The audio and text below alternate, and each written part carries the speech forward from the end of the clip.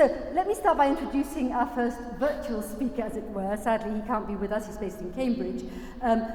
Dr. Edward Kessler, some of you may indeed have come across him.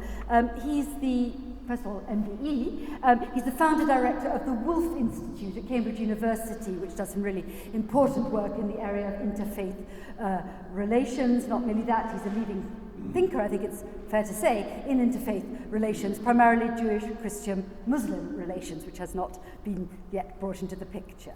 Perhaps I'll, what do you think? Shall I introduce the others now, Yukar, or should we just leave it at that? And fine, lovely. So over to Ed Kessler. Thank you, Edward. Hello, everybody, and it's great to be here. Thank you so much for the invitation. I'm going to assume you can all hear me clearly. If not, then please send me a message by chat. I'm going to discuss this next 20 minutes, no more, on the implications of Jesus the Jew, particularly for Jewish-Christian relations. Now, New Testament scholars have spent an impressive amount of energy in the study of the historical Jesus, and much of it in recent decades has revolved around his Jewishness.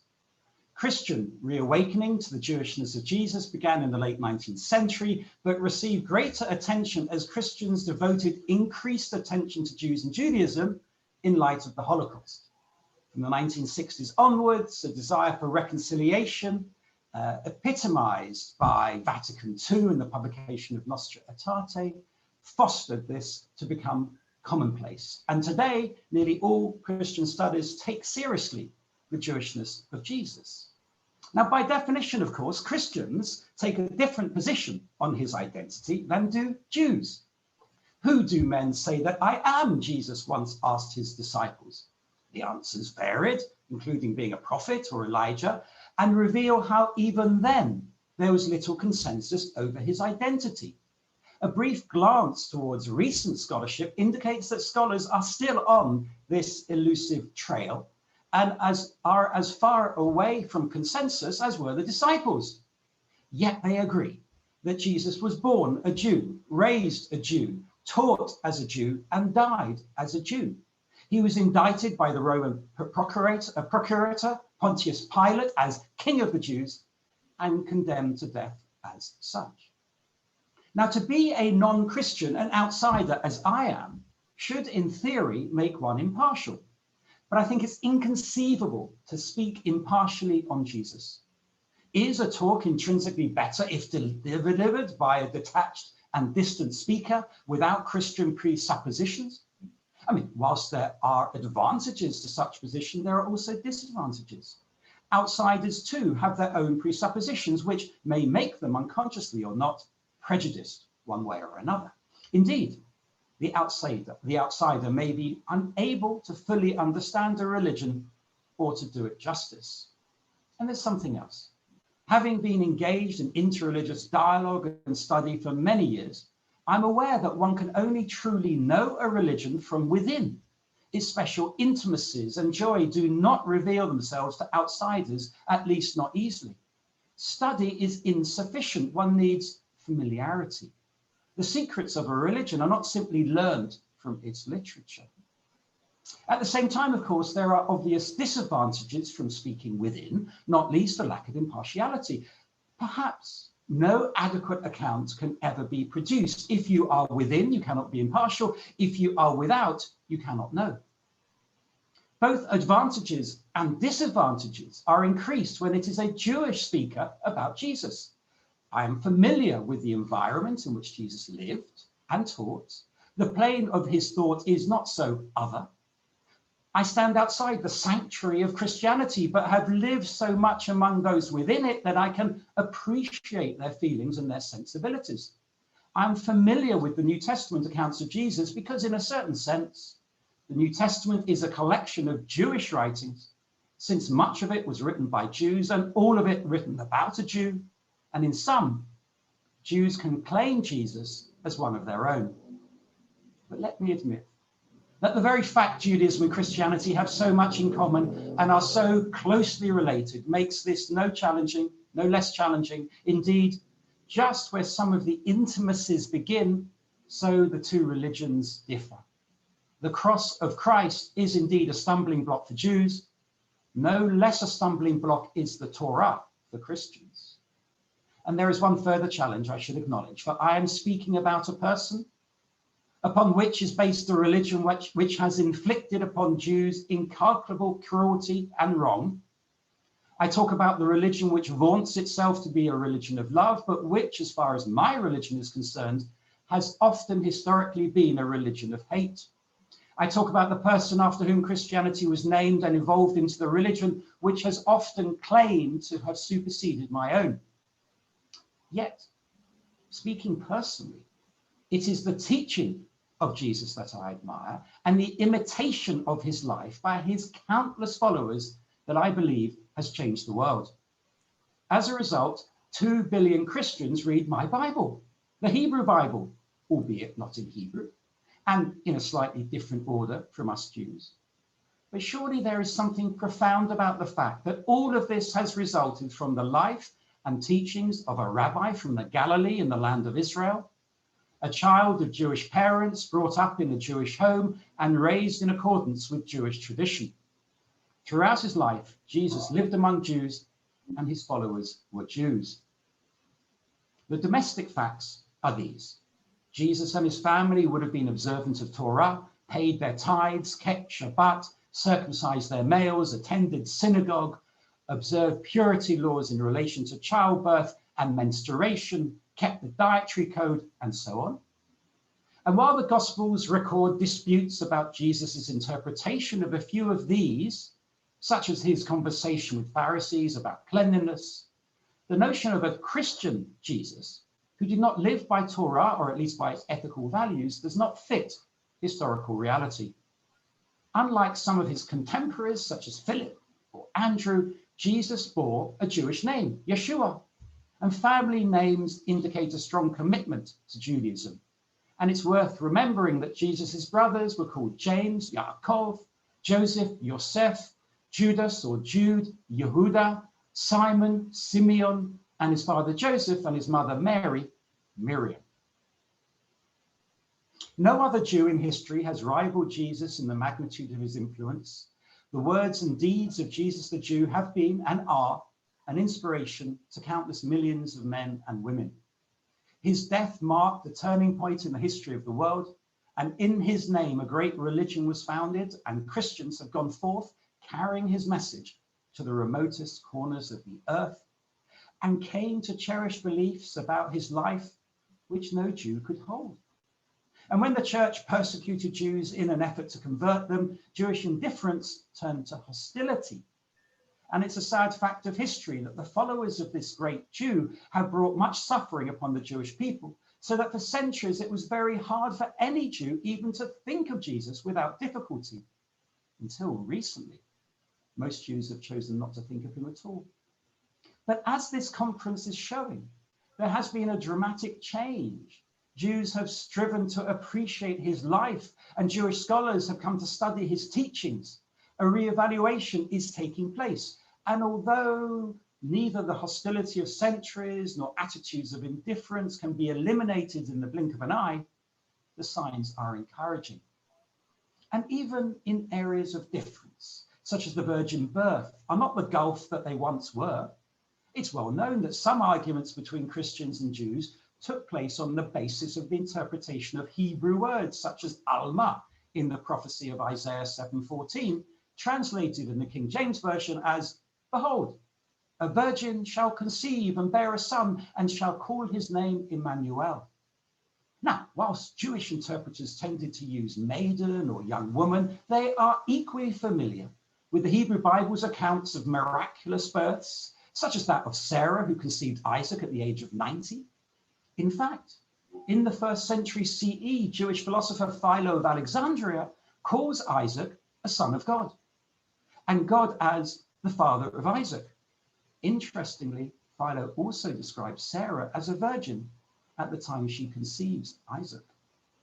Another story familiar to Jewish readers is Luke 1:26-35, which recounts an encounter between Mary and the angel, who announces that although she is a virgin, she will conceive by the works of the Holy Spirit.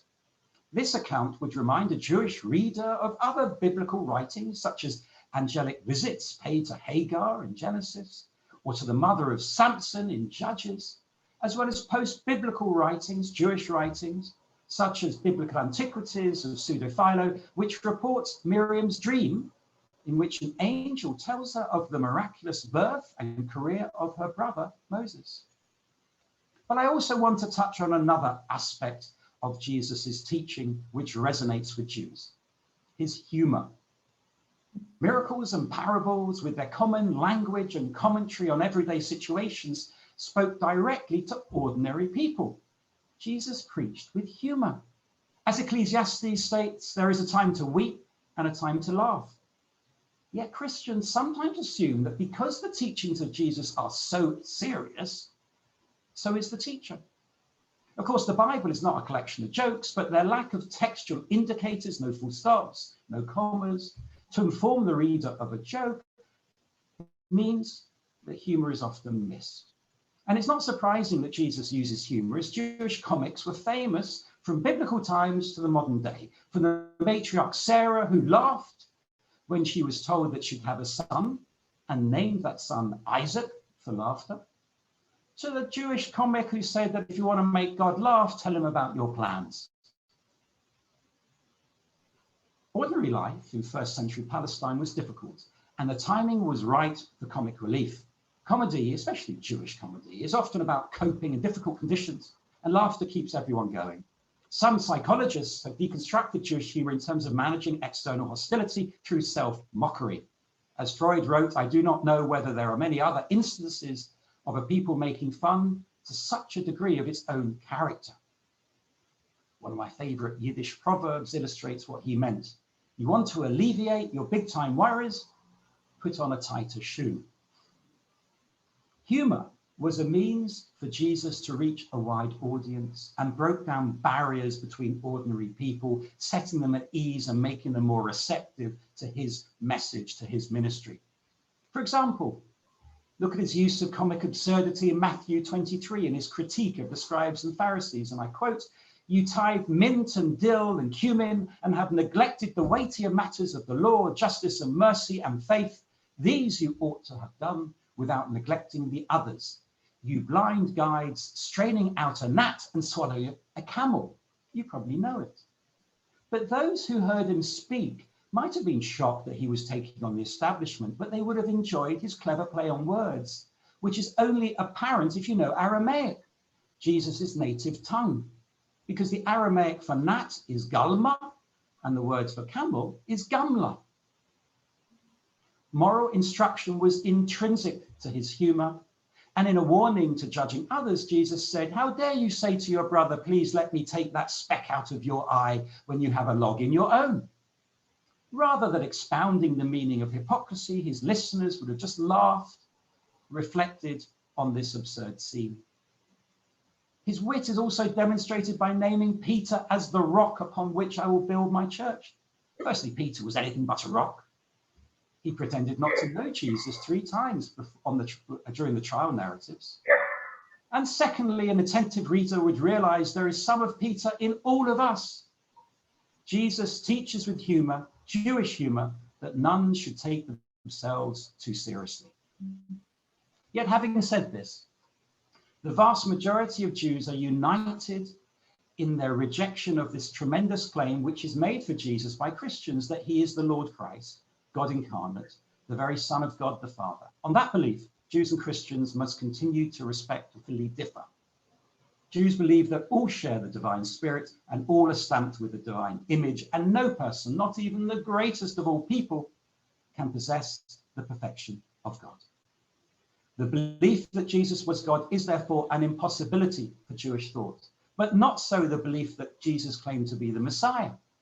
Several Jews have in the course of 2,000 years claimed to be the Messiah, sent by God to inaugurate God's kingdom on earth. Indeed, for Jews, messianic expectation is a sign of religious vitality. Simon Bar Kokhba in 132, Shabtai Tzvi in 1665 are 2 examples, and even recently in 1994, many followers of Menachem Schneerson, known as the Lubavitcher rabbi, considered him to be the Messiah, and some even believe that he will return to life following his death in 1994. Indeed, Jesus himself was put to death on the charge that he claimed to be the Messiah. Some Jews accepted Jesus as Messiah. When he rode into Jerusalem, he was acclaimed, "Blessed is the kingdom that comes, the kingdom of our Father." And of course, other Jews rejected this claim. But to claim to be the Messiah was not an offense against Jewish law for which Jesus could have been put to death, if it was an offense against Judaism at all. The Gospels say that Jesus' claim to be the Messiah was blasphemy, but in Jewish law, blasphemy was to curse God using God's sacred name. Jesus did nothing of the sort. The religious rulers were not disturbed by them, but the political rulers were. The Romans sought out and executed these messiahs as rebels or potential rebels. The Romans had reasons to fear anyone who was or might be looked at as the Christ, the Messiah, who Jews referred to as the King, and who would deliver them from Rome. What commandment is the first of all? Jesus was asked. He answered, as any Jew, "Hear, O Israel, the Lord our God, the Lord is one," from the Shema, and "you shall love your neighbor as yourself," from Leviticus 19:18. Yet the difference between Jesus and his co-religionists was his attitude towards the Torah. He seems to have departed from the Judaism of his time. In their teaching, the rabbis would state, "Thus says the Torah," whereas Jesus showed independence by standing above the Torah, by speaking as one having authority. He based his teachings on "I say to you," and it was this daring that brought him into conflict with the Judaism of his time. It's highly improbable that Jesus told his followers to ignore the Torah. Rather, he emphasized that the kingdom of God is within you. That is, follow the deepest instinct for truth and love in your heart, for therein, not through Torah, lies salvation. This was a courageous message, one which made some Jews unbounded in their devotion to him and caused others to regard him as a heretic. The death of Jesus cannot have for Jews the same significance as for the Christian. For the Christian, the death of Jesus is the supreme example of self-sacrifice, the willing sacrifice of his life by the Son of God that the world might be redeemed from sin. For the Jew, the significance of Jesus must be in his life rather than in his death, a life that is expressed in simple yet moving deeds of goodness. He was a great Jew who knew that he was always in the presence of God and who defied great suffering. Now, you may worry that this is a complex picture. It is. But today, Jews and Christians have much to gain from a loss of simplicity. They gain a realistic understanding of the intellectual and spiritual potential inherent in the ideas cherished by Jesus the Jew.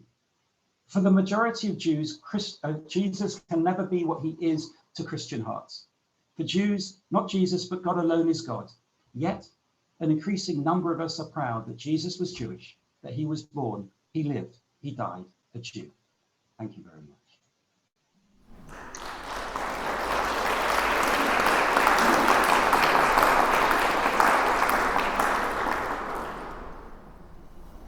Thank you very, very much indeed, Edward. As fully expected, it was hugely interesting and extremely thought-provoking, as I'm sure you'll all agree.